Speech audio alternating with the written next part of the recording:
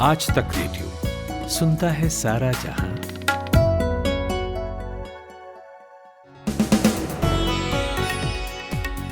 Hello नमस्कार, 1 अक्टूबर है आज। मेरा नाम नितिन ठाकुर और लेकर आ गया हूं दिन भर। आज दोपहर एक बड़ी खबर आई थी। टाटा ग्रुप ने उस एयर इंडिया को खरीद लिया जिसे करीब 7 दशक पहले उसने ही खड़ा किया था। लेकिन फिर सरकार ने कहा कि खरीद फरोख्त पूरी हुई नहीं है। तो पेच कहां फंसा है और हवाई जहाजों की दुनिया में चल क्या रहा है, सब तसल्ली से समझेंगे।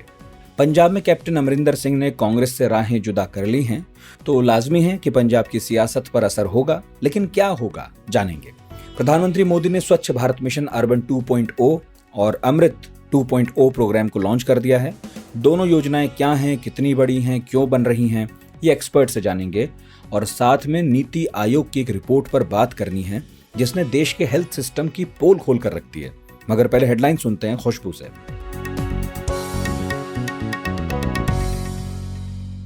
भारत सरकार ने यूके नागरिकों के लिए नए यात्रा नियम जारी किए हैं। अब ब्रिटेन से आने वाले यात्रियों को भारत में 10 दिन आइसोलेट होना पड़ेगा। सरकार ने आज ये आदेश जारी किया। इसके अलावा यूके के लोगों को वैक्सीन के डोज लगे होने के बाद भी टेस्ट कराना ही होगा।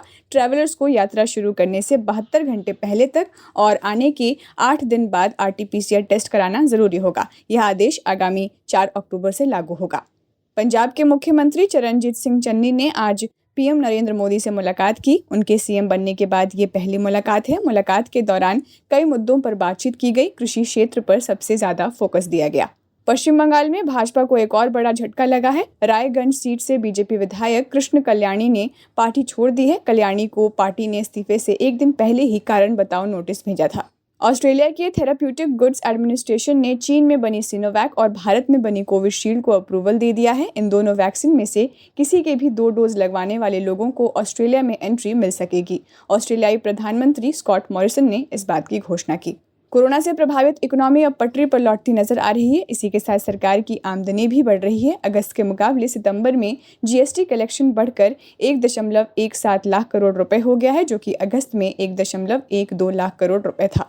जापान में तूफान मोनीड्यूल आने वाला है, जिसके चलते टोक्यो के हानेदा एयरपोर्ट 357 फ्लाइट रद्द कर दी गई है। शुक्रवार सुबह से हानेदा एयरपोर्ट से उड़ान भरने वाली 264 फ्लाइट और हानेदा उतरने वाली 93 फ्लाइट्स को कैंसिल कर दिया गया। कई उड़ानों को समय में देरी भी की गई। यूपी के शामली जिले के कैराना में पटाखा फैक्ट्री में भयंकर विस्फोट होने से 4 लोगों की मौके पर मौत हो गई। इस धमाके में 1 दर्जन लोग घायल हो गए हैं, जिन्हें अस्पताल में इलाज के लिए भर्ती करवाया जा रहा है। और इंडियन प्रीमियर लीग IPL के 14वें सीजन का आज 45वां मैच है। दुबई के इंटरनेशनल स्टेडियम में कोलकाता नाइट राइडर्स और पंजाब किंग्स की टीमें आमने सामने हैं। पंजाब किंग्स ने टॉस जीतकर पहले गेंदबाजी का फैसला किया। KKR अंक तालिका में फिलहाल 10 अंकों के साथ चौथे स्थान पर है। उसने 11 मैचों में से 6 मैच गंवाए हैं। पंजाब ने इतने ही मैचों में 7 मुकाबले गंवाए हैं और वो छठे स्थान पर है। आप सुन रहे हैं आज तक रेडियो। कोरोना काल में लॉकडाउन हुआ था, सब बंद था। हालात सामान्य हुए तो अधिकतर सेवाएं खुल भी गईं। लेकिन हवाई यात्रा ऐसी है जो सबसे ज्यादा प्रभावित हुई, अब तक नॉर्मल नहीं हुई है। कुछ महीने पहले centre for Asia Pacific aviation यानी कि CAPA, जो एक लीडिंग एविएशन कंसल्टिंग संस्थान है और सिविल एविएशन संबंधी पॉलिसीज बनाता है, उसने हिसाब लगाया था। उसने कहा कि इस इंडस्ट्री को फाइनेंशियल ईयर 2021-22 में तकरीबन 30,000 करोड़ रुपए का नुकसान हो सकता है। पिछले साल भी करीब इतना ही नुकसान हुआ था। एविएशन सेक्टर की ऐसी खस्ता हालत के बीच दोपहर खबर आई कि टाटा ग्रुप ने एयर इंडिया खरीद लिया है। लेकिन इससे पहले कि लड्डू बंटने शुरू होते, सरकार ने साफ कर दिया कि अंतिम मंजूरी अभी मिली नहीं है, पिक्चर अभी बाकी है। अब लोगों के जहन में सवाल उठ रहा है कि जब एयर इंडिया को टाटा खरीद ही रहा था और ये कयास पहले से लग ही रहे थे, रास्ता भी करीब करीब उसका साफ ही है, तो फिर अचानक अड़चन कहां से आ गई? हमने यही पूछा इंडिया टुडे टीवी के डिप्टी एडिटर पॉलोमी साहा से। मैं इसे पेज की तरह नहीं डिस्क्राइब करूंगी। सरकार का सिर्फ इतना कहना है, जो कि दीपम सेक्रेटरी के हवाले से ट्वीट किया गया, उनके हैंडल से ट्वीट किया गया। दीपम मिनिस्ट्री है, department of investment of public asset management, जो PSUs के डिसइन्वेस्टमेंट को ओवरसी करती है। तो एयर इंडिया का जो प्राइवेटाइजेशन है वो दीपम के अंडर ही हो रहा है। तो दीपम का कहना है कि जो फाइनल अप्रूवल्स है वो अब तक नहीं आए हुए हैं, इसलिए डिसीजन नहीं लिया गया है। डिसीजन जैसे ही लिया जाएगा वो अनाउंस कर देंगे। पर हमें जो खबर मिली है और बाकी मीडिया को भी जो खबर मिली है वो आधिकारिक सूत्रों से खबर मिली है कि जो ट्रांजैक्शन एडवाइजर है अर्नस्ट एंड यंग है, एयर इंडिया डिसइन्वेस्टमेंट प्रोसेस के अर्नस्ट एंड यंग, जो फाइनेंशियल बिड्स को रिव्यू कर रहे हैं, कुछ दिनों पहले तक वो टेक्निकल एस्पेक्ट्स को रिव्यू कर रहे थे, अब वो बिड्स खुले हैं और सूत्रों के हवाले से हमें पता चला है कि एयर इंडिया ने वो बिड जीत लिया है। अब इसमें काफी प्रोसीजर होता है, एक स्ट्रक्चर होता है। आईसैम जो एक ग्रुप ऑफ मिनिस्टर्स का एक संगठन है जिसे अमित शाह हेड करते हैं, वो आईसैम जब इस पे स्टैम्प ऑफ अप्रूवल देगा तब जाके इसे अनाउंस किया जाएगा और फिर उसके बाद काफी सारी औपचारिकताएं होंगी और जाके ये डील, तब जाके अगर सब कुछ एक टाइमलाइन के मुताबिक चला तो शायद ये डील जो है वो फाइनलाइज हो जाएगी इस साल के अंत तक। तो एक तरह से खंडन नहीं कहूंगी, बस ये कहूंगी कि सरकार का कहना है कि एक प्रोसीजर है, प्रोसीजर कंप्लीट नहीं हुआ है तो आप उससे पहले कह नहीं सकते कि बिड किसने जीता है, क्योंकि उनका कहना है कि फाइनल अप्रूवल्स अब भी आना बाकी है। पर हमें हमारे सूत्रों से पता चला है कि टाटास जो है वो ये बिड जीत चुकी है। पालोमी, एक हिस्टोरिकल पर्सपेक्टिव में अगर हम समझना चाहें तो 68 साल पहले जब भारत ने हवाई सुविधा शुरू की थी तब टाटा का इसमें क्या रोल था? क्योंकि कुछ लोग कह रहे हैं कि टाटा ग्रुप यदि एयर इंडिया को खरीदता है तो एक तरह से घर वापसी होगी उसकी। जी, एक तरह से घर वापसी ही हुई, क्योंकि ये एयरलाइन जो है वो टाटा ग्रुप ने ही शुरू की थी। टाटा सन्स ने जेआरडी टाटा के अंडर इस एयरलाइन की शुरुआत की थी, जो कि टाटा सर्विसेज के नाम से शायद शुरू हुई थी, एकदम जब सबसे पहले शुरू हुई थी 1932 में जेआरडी टाटा के अंडर, उनकी चेयरमैनशिप के अंडर, और उसके बाद जाके इसका नाम टाटा एयरलाइंस हुआ। तो काफी सालों तक उनके पास था। उसके बाद उन्होंने इसे एक पब्लिकली लिस्टेड कंपनी भी बनाया 1940s में, अर्ली 1940s में पब्लिक लिस्टेड कंपनी बना और फिर देश की आजादी के बाद 1947 के बाद जाकर सरकार ने इसमें एक स्टेक लिया। 1948 में गवर्नमेंट ऑफ इंडिया ने इसमें एक स्टेक लिया, 49% का स्टेक ले लिया। उसके बाद देखते देखते सरकार ने फिर एक एक्ट के तहत 1953 में फाइनली जाके इस एयरलाइन को अक्वायर किया पूरी तरह से, इसका जो नेशनलाइजेशन हुआ। तो पहली बार 1932 में स्थापित हुआ ये एयरलाइन और फिर 1953 में ये सरकार के पास चला गया, गवर्नमेंट ऑफ इंडिया ने इसे खरीद लिया और ये नेशनलाइज हो गया। तो तब 1950s में जाकर ये एयरलाइन टाटा ग्रुप के बाहर चला गया। इसीलिए लोग कह रहे हैं कि अगर ये बात बाद में इसकी पुष्टि होती है कि टाटा ग्रुप ने ही, टाटा सन्स ने ही इस एयरलाइन के बिड को जीता है, तो एक तरह से घर वापसी हुई। जो एयरलाइन उन्हीं की थी, जो उन्हीं के द्वारा स्थापित थी, अब उनके पास ही जाएगी। अच्छा पालोमी, टाटा ग्रुप पहले से एविएशन सेक्टर में है ही, विस्तारा, एयर एशिया, इनके जरिए, फिर क्यों एयर इंडिया की अजीबोगरीब डील में कंपनी फंसना चाहती है? टाटा ग्रुप एविएशन सेक्टर में ग्रोथ देखती है, वो अपना एक्सपेंशन प्लान देख रही है। ऐसा नहीं है कि वो पूरी तरह से सारे लायबिलिटीज और डेट्स जो है, जो कर्ज हैं एयर इंडिया के, वो अपने ऊपर ले रही है। नहीं, टाटा ग्रुप के भी अपने कंडीशंस होंगे। शुरुआत में जब प्राइवेटाइजेशन का डिसीजन लिया था सरकार ने, तब उन्होंने डिसाइड किया कि एक ये होगा प्राइस और इस प्राइस पे कौन खरीदना चाहेगा। उस तरह से बिड सामने नहीं आ रहे थे। तब उन्होंने डिसाइड किया कि ठीक है, हम कोई बेंचमार्क फिगर नहीं देते, आप बताइए कि आप कितने में खरीदेंगे। तो अब वो एंटरप्राइज वैल्यू जो है, वो जो बिड है, फाइनेंशियल बिड्स है, वो आ चुके हैं और टाटा सन्स ने भी उसमें बिड किया है। तो उनके भी कुछ कंडीशंस होंगे, क्योंकि काफी कर्ज है, 43,000 करोड़ का कर्ज है। इसमें से कुछ जो एक स्पेशल पर्पस व्हीकल बनाया गया है air India assets holding limited करके, उसमें सरकार कुछ कर्ज उठा लेगी और कुछ क्या वो टाटा ग्रुप उठाएगी कि नहीं, अभी भी उस पर एक तरह से क्लैरिटी नहीं है, क्योंकि ये जो बात है ये चर्चा में है इस वक्त टाटा ग्रुप और सरकार के बीच में। क्योंकि कुछ लायबिलिटीज है, जैसे रिटायर्ड एम्प्लॉइज के मेडिकल बेनिफिट्स, टाटा ग्रुप कह रही है कि हम क्यों भरे, ये पेंडिंग ड्यूज जो है आपके अपने कर्मचारियों की तरफ, ये आप क्लियर कीजिए, हम इस लायबिलिटी को नहीं लेंगे। तो ऐसे काफी सारे हैं, पर अभी कुछ बातें आ रही हैं कि शायद वो 10 से 15% की लायबिलिटी लेने को तैयार है, उससे ज्यादा नहीं। तो ये जो डिटेल्स है, मोडालिटीज है कि किन शर्तों पर ये डील हो रही है, ये कुछ वक्त बाद ही पता चलेगा। इसके अलावा जैसे आपने कहा कि एविएशन सेक्टर में भी टाटा ग्रुप आ चुकी है। सो 1953 में एयर इंडिया के नेशनलाइजेशन के बाद 2013 में जाके टाटा ग्रुप वापस से एविएशन में आई। पहले तो एयर एशिया से उन्होंने टाई अप किया, एयर एशिया जो मलेशियन कंपनी है। जाते जाते अब तक जाकर 2020 में जाकर फाइनली टाटा ग्रुप 84% की स्टेक होल्डर है एयर एशिया में, तो लगभग एयर एशिया उनका हुआ।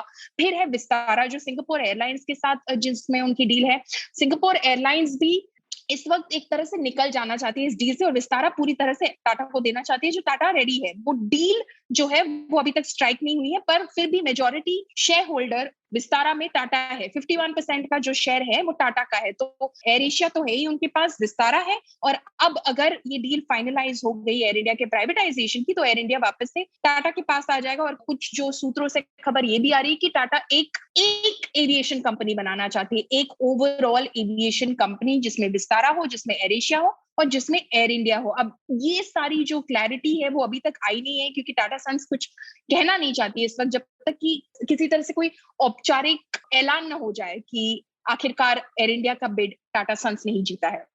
अच्छा, एक आखिरी सवाल है मेरा। अगर टाटा एयर इंडिया के जरिए कायदे से एविएशन में आ ही जाती है तो इंडस्ट्री में क्या हलचल होगी, खासतौर से तब जब इंडस्ट्री की हालत बहुत अच्छी नहीं है पोस्ट पेंडेमिक एरा में? एक तो एविएशन सेक्टर की ग्रोथ की अगर बात करें तो एयर इंडिया जिस तरह के लॉसेस में चल रही थी उस हिसाब से अगर आप देखें तो प्राइवेटाइजेशन से शायद कुछ वो लॉसेस कम हो सके। ये डिपेंड करता है कि टाटा किस तरह से इस एयरलाइन को स्ट्रीमलाइन करती है और इसके कर्ज को, इसके लॉसेस को एक तरह से कंटेन करने की कोशिश करती है। वो क्या स्ट्रैटेजी है, वो क्या प्लान है, वो तो हमें वक्त ही बताएगा। पर हलचल तो जरूर मची है। आज जब इनिशियल खबर फैली कि टाटा सन्स ने ये बिड जीत लिया है एयर इंडिया के लिए, इंडिगो के शेयर प्राइस गिर गए 2%। स्पाइस जेट और जेट वापस आ रही है मार्केट में अगले साल के फर्स्ट क्वार्टर में।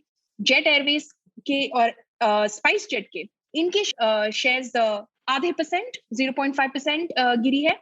तो हलचल तो मची है इस मार्केट में। इंडिगो स्टिल डोमेस्टिक मार्केट में इंडिगो से बड़ा प्लेयर कोई नहीं है। इसमें अगर आप air Asia, Vistara, air India सब टाटा के अंदर भी ला दो तब भी Indigo is the largest domestic player. पर हलचल जरूर मचेगी क्योंकि एयर इंडिया एक नेशनलाइज्ड एंटिटी थी, लॉसेस में चल रही थी, डेट्स बहुत थे। पर टाटा सन्स को एविएशन की नॉलेज है, टाटा सन्स का एविएशन में बैकग्राउंड है। तो किस तरह से, जैसे मैंने कहा, किस तरह से वो अपनी एंटिटी को स्ट्रीमलाइन करती है, किस तरह से वो जो उनका जो प्लान है, जो बातों में चल रहा है मार्केट में कि Vistara, air Asia, air India सबको एक कंपनी के तहत, एक एयरलाइन के तहत बनाएगी टाटा, वो किस तरह से मटेरियलाइज करता है, उस पर डिपेंड करता है कि मार्केट में कितनी और हलचल बढ़ती है इस नए डेवलपमेंट से।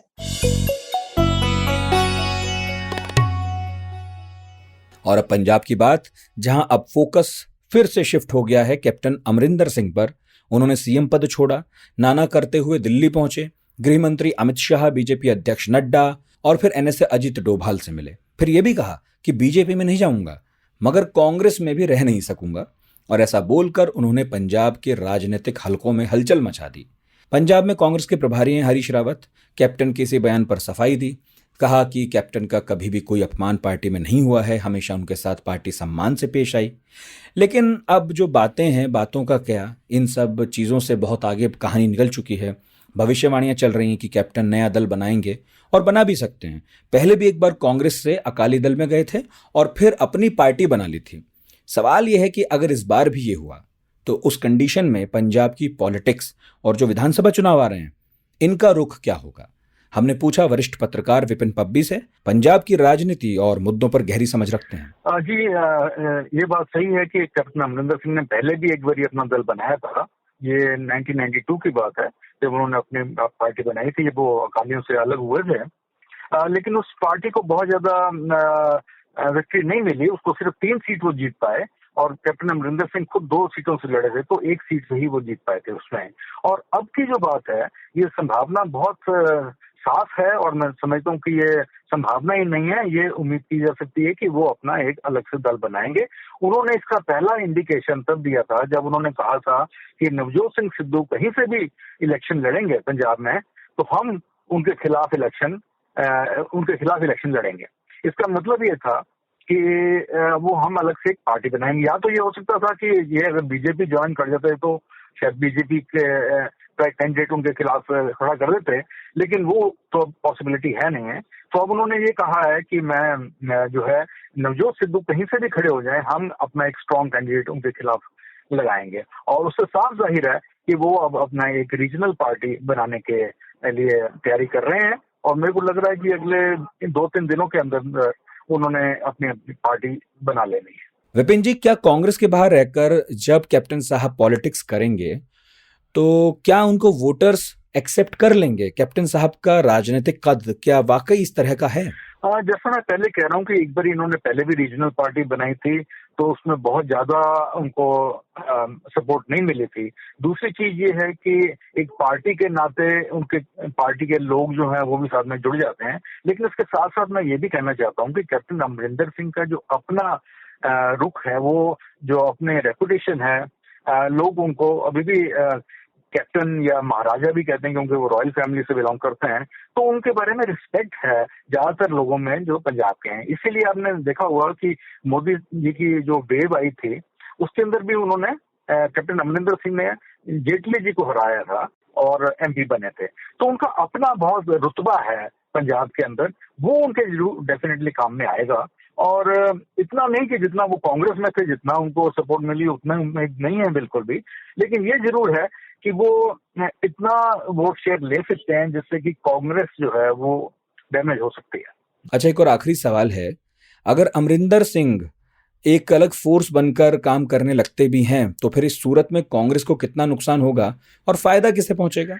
जी, ये है ना कि अगर ये अपना रीजनल पार्टी बना लेते हैं तो इनकी खुद के जीतने के चांसेस बहुत कम है कि इनकी जो रीजनल पार्टी होगी कि शायद वो सत्ता के लिए आए, उसके चांसेस कम है। लेकिन उनको कांग्रेस को नुकसान पहुंचाने का बहुत ज्यादा इनमें पॉसिबिलिटी हो सकती है, क्योंकि वो अगर हर एक कॉन्स्टिट्यूएंसी से वो अपना कैंडिडेट खड़ा करते हैं तो वो जो कैंडिडेट है वो कांग्रेस की वोटिंग काटेगा। और मैं तो अभी तो चलो हो सकता है इनके साथ कुछ जो मंत्री हैं जिनको नहीं बनाया गया या कुछ एमएलए हैं वो इनके साथ हों, मेरे को लगता है इनको बहुत सारे लोग तब ज्वाइन करेंगे जब टिकटों का बंटवारा होगा। जब टिकटों के बंटवारे में कांग्रेसियों को टिकट्स नहीं मिलेंगी, वो भी इनकी तरफ आने के लिए तैयार होंगे। और जिस जिस कॉन्स्टिट्यूंसी में वो होंगे उनके अपने वोट बैंक्स तो हैं, तो उसका सारा जो नुकसान है वो कांग्रेस को होगा। तो इसलिए ये अपने जीतने का इनका चांस कम है, लेकिन कांग्रेस को हरवाने में मदद करने का ज्यादा पॉसिबिलिटी है।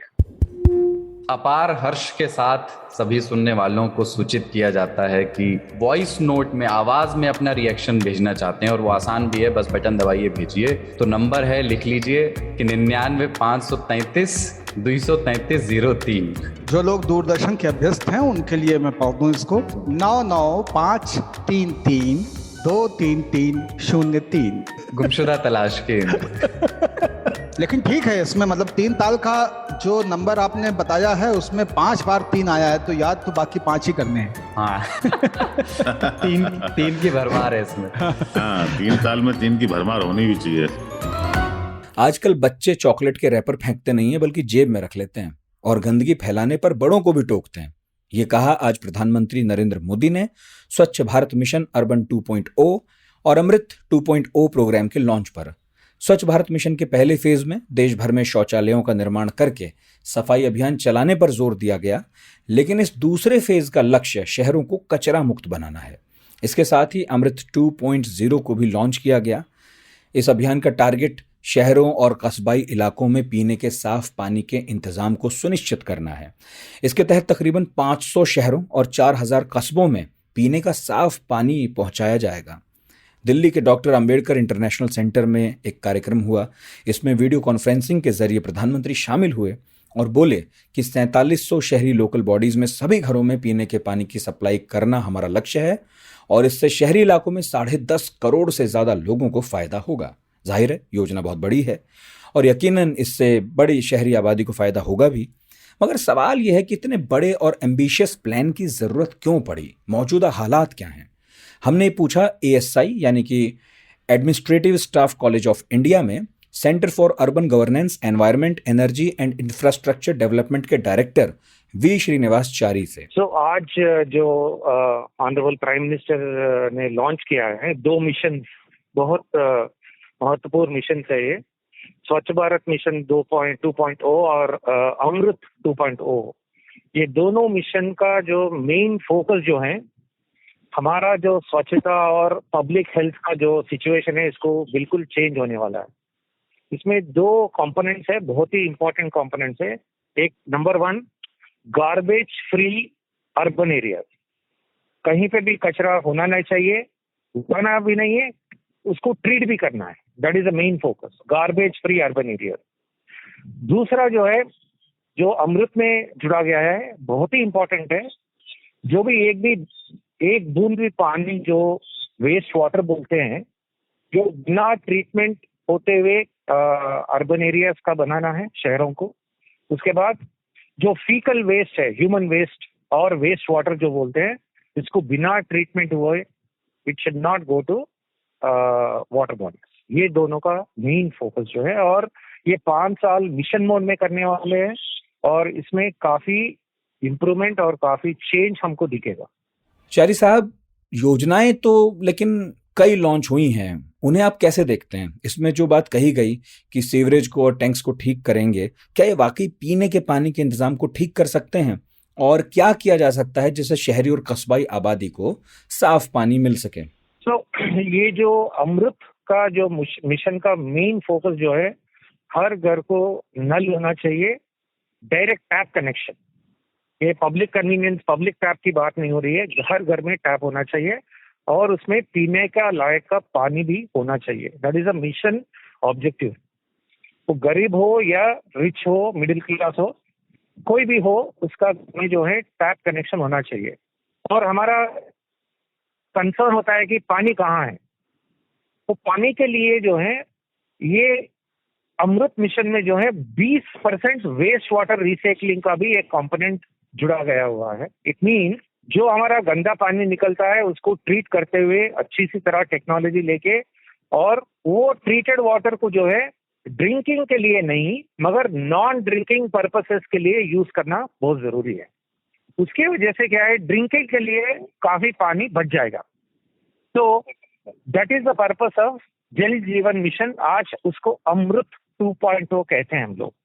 तो इसमें इनोवेशन जो है waste water recycling to bring water security लाने के लिए शहरों में ये मिशन, एक इनोवेशन उसमें जोड़ दिया गया है। ये जो मेन फोकस होना चाहिए, ये एक पीपल्स मूवमेंट होना चाहिए। पीपल्स मूवमेंट की मतलब अब जितना भी पानी दो या कितना भी गार्बेज फ्री सॉल्यूशंस दो, टेक्नोलॉजी दो, मगर अब आबादी का जो है बिहेवियर जो है बहुत जरूरी है।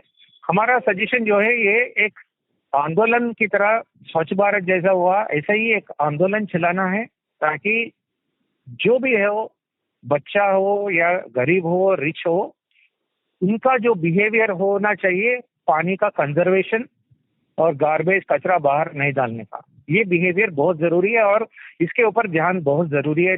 आगे आगे अब 5 साल में अब देखने वाले हैं, इसमें बिहेवियर चेंज काफी एम्पलीफाई करना पड़ेगा।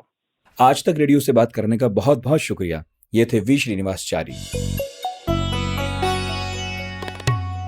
और ये देखिए साहब कि हम और आप सब जानते हैं कि किसी वैश्विक महामारी का सामना करने के लिए हमारा देश कितना तैयार है। कोरोना की दूसरी लहर में हम सब ने देखा ही था, अस्पतालों में बेड और ऑक्सीजन की कमी ने देश के हेल्थ सिस्टम की पोल खोल कर रख दी थी।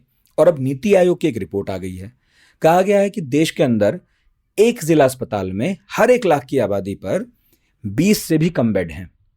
इंडियन पब्लिक हेल्थ स्टैंडर्ड की 2012 में जारी की गई गाइडलाइन में कहा गया था कि जिला अस्पताल को हर 1 लाख आबादी पर कम से कम 22 बिस्तर मेंटेन रखने चाहिए। हालांकि ये निर्देश 2001 के सेंसस के आधार पर आया था, लेकिन इस निर्देश के आधार पर भी देश के 15 राज्यों और केंद्र शासित प्रदेशों में बेड की संख्या 22 से भी कम है। सबसे खराब स्थिति है बिहार की, यहां 1 लाख की आबादी पर 6 बेड हैं। अब आप अंदाजा लगाइए हेल्थ सिस्टम में अभी कितने सुधार की जरूरत है, खासकर जिला लेवल पर। सोचिए कि कोरोना महामारी में तो हमने समझ लिया कि भाई तैयारी नहीं थी, लेकिन ये जो रिपोर्ट सामने आई है, इसमें अगर एक आम फ्लू से हर 1 लाख आबादी पर 100 लोग भी बीमार पड़ जाएं तो इलाज के लिए कहां जाएंगे? बेड है ही नहीं। अब ठीक है कि भारत की आबादी बहुत है, हेल्थ इंफ्रास्ट्रक्चर पूरी तरह से वेल इक्विप्ड हो जाए बड़ी जल्दी संभव भी नहीं है, लेकिन एक बेसिक टारगेट तो अचीव करना पड़ेगा। तो इसमें प्रॉब्लम कहाँ है? सरकार की तरफ से क्या गलतियां हो रही हैं कि हम हेल्थ इंफ्रास्ट्रक्चर को डिस्ट्रिक्ट लेवल पर भी मजबूत नहीं कर पा रहे? हमने पूछा उजाला सिग्नस ग्रुप ऑफ हॉस्पिटल के फाउंडर और डायरेक्टर सुचिन बजाज से, जो ग्रामीण इलाकों में हेल्थ केयर की पूरी व्यवस्था को बारीकी से समझते हैं। देखिए, प्रॉब्लम्स यहाँ पर मल्टीपल लेवल्स पर हैं और अनफॉर्चुनेटली कॉन्फ्लिक्ट ऑफ इंटरेस्ट बहुत ज्यादा है सारे स्टेक होल्डर्स का, और इसलिए प्रॉब्लम्स बढ़ती जा रही हैं। सबसे पहली प्रॉब्लम ऑफ कोर्स यही है कि सरकार का इंटरेस्ट नहीं है ज्यादा हेल्थ केयर में, 2-3 कारणों से। पहला कारण यह है कि हेल्थ एक स्टेट सब्जेक्ट है, सेंट्रल सब्जेक्ट नहीं है। हर स्टेट के अपने अपने पॉलिसीज हैं, अपनी अपनी प्रायोरिटीज हैं, अपने अपने प्रोसीजर्स हैं। इस वजह से बहुत वाइड डिस्क्रिपेंसी मिलती है हमें हेल्थ इंडिकेटर्स और आउटकम्स में। एक तरफ केरला है जहां पर health indicators are better than anywhere else, comparable to even the western countries, European societies. और एक तरफ हमारे बीमारू स्टेट्स हैं जहाँ health indicators are worse than sub Saharan Africa. और पैट्रियार्की एक बहुत बड़ी रीजन है कि अगर आप सिर्फ विमेन ऑफ इंडिया को सेपरेट करके एक अलग कंट्री बना दें, जो कि एक अपने आप में बहुत बड़ी कंट्री होगी, तो हमारे health indicators will be by far the worst in the world of that particular country. तो पहला तो यह कि सेंट्रल गवर्नमेंट का बहुत ज्यादा रोल नहीं है, तो नेशनल लेवल पे कुछ करना मुश्किल है अभी तो।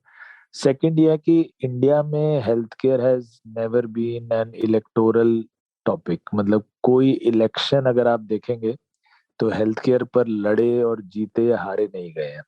तो ये एक बहुत बड़ी इशू है। हमारे ज्यादातर इलेक्शंस कम्युनिटी, कास्ट, इन चीजों पर ज्यादा चलते हैं रादर देन हेल्थ केयर और एजुकेशन। तो इस वजह से सरकारों को एक हेल्थ केयर और एजुकेशन से पीछे हटने का पूरा मौका मिल गया, और ये हमारी जनरेशन की ही गलती है कि हमने ये मौका सरकार को दिया है। दूसरा प्रॉब्लम यह है कि एजुकेशन, अब मेडिकल एजुकेशन अनफॉर्चुनेटली इतना कॉन्फ्लिक्टेड सब्जेक्ट है कि सब बड़े बड़े लोग प्राइवेट मेडिकल कॉलेज चलाते हैं, तो जो सरकारी मेडिकल कॉलेज की सीट ही नहीं बढ़ने देते हैं। आप ये देखिए कि हम वैसे कहते हैं कि डॉक्टरों की कमी है हमारे यहाँ, नर्सेज की कमी है। हर साल 15 लाख लोग नीट एग्जाम में बैठते हैं डॉक्टर बनने के लिए, और उसमें से मुश्किल से 5,000 डॉक्टरों को सिलेक्ट किया जाता है। तो उससे भी ये कमियां उत्पन्न होती हैं। तो बहुत मल्टी फैक्टोरियल है, एक एक चीज को आप पकड़ने के लिए काफी हम लंबी डिस्कशंस कर सकते हैं, बट अनफॉर्चुनेटली इतना टाइम नहीं है हमारे पास। बट बहुत सारी चीजें हैं जिनको हमें एड्रेस करना होगा ये सोल्यूशंस लाने के लिए। सुचिन जी, फिर सॉल्यूशन क्या है सफिशिएंट नंबर्स ऑफ बेड्स और बाकी जरूरी मेडिकल इक्विपमेंट्स को रखने का? ओवरऑल हेल्थ इंफ्रास्ट्रक्चर को मजबूत करने का क्या समाधान हो सकता है सर? बहुत सिंपल है। पहला समाधान एजुकेशन से ही शुरू करना चाहिए कि हम अपने मेडिकल कॉलेजेस की सीट्स बढ़ाएं ताकि ज्यादा से ज्यादा डॉक्टर्स हम प्रोड्यूस कर सकें। दूसरा, प्राइवेट सेक्टर को इनकरेज करें, डॉक्टर्स को इनकरेज करें कि वो छोटे शहरों में अस्पताल बनाएं। तो जब वो छोटे शहरों में जाके बनाए तो उनको टैक्स ब्रेक्स दिए जाएं, उनको इंफ्रास्ट्रक्चर का दर्जा दिया जाए। अनफॉर्चुनेटली अभी तक सरकार ने हॉस्पिटल्स को इंफ्रास्ट्रक्चर का दर्जा नहीं दिया है, which is a big lacuna in the policy, जिसकी वजह से लोग इंफ्रास्ट्रक्चर हॉस्पिटल्स का बनाना ही नहीं चाहते हैं। बाकी आप कुछ भी बनाइए, आपको इंफ्रास्ट्रक्चर का दर्जा मिलता है, उसकी फैसिलिटीज मिलती हैं। तो हॉस्पिटल्स, क्लिनिक्स को इंफ्रास्ट्रक्चर का दर्जा देना चाहिए सरकार को, उससे बहुत सारे और हॉस्पिटल्स बनेंगे। हेल्थ केयर एक्सेस कमजोर तबके तक पहुंचाने के लिए फिर क्या रास्ते हों सुचिन जी? आबादी और सीमित संसाधन के बीच में हिसाब किताब बैठाएं कैसे? देखिए, देश तभी प्रगति कर सकता है जब देश की सेहत ठीक रहेगी।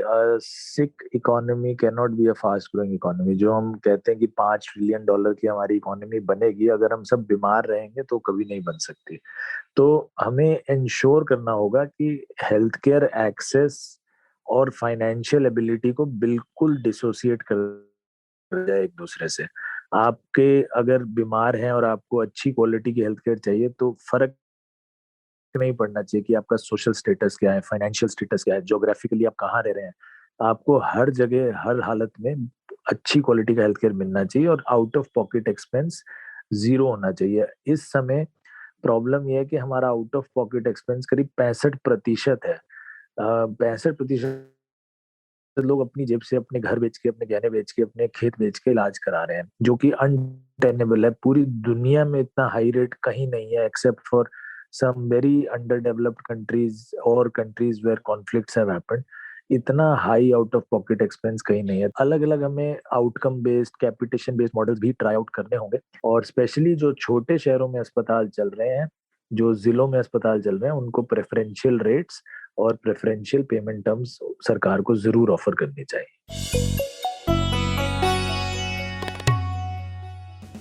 और वक्त अब विदा का। पढ़ाकू नितिन का नया एपिसोड आ गया है, ना सुना हो तो जरूर सुनिएगा। करना बस इतना है कि आज तक रेडियो के पेज पर पढ़ाकू नितिन आपको मिल जाएगा, सुन लीजिए, या फिर किसी भी पॉडकास्ट प्लेटफॉर्म पर लिखिए इंग्लिश में पढ़ाकू नितिन बस, और उसके बाद सुनकर बताइएगा radio@aajtak.com पर कि कैसा लगा। मेल ना लिखना हो तो व्हाट्सएप कीजिए 9953323303 पर। आज का दिन भर प्रोड्यूस किया है शुभम तिवारी ने और साउंड मिक्सिंग कर रहे हैं अमृत रेगी। मेरा नाम नितिन ठाकुर है। आप सुनते रहिए आज तक रेडियो। Happy weekend.